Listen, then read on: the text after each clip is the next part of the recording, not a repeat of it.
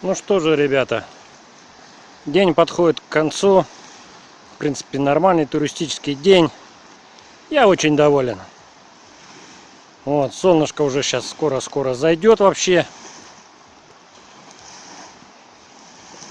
Катунь, закат.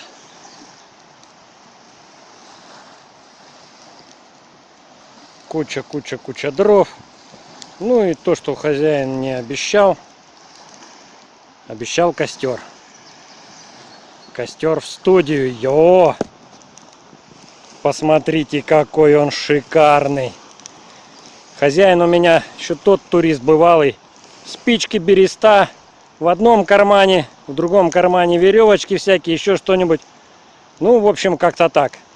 Сейчас будем шаманскую музыку слушать. Сейчас стемнеет и будем слушать. Жалко, что вас нет с нами.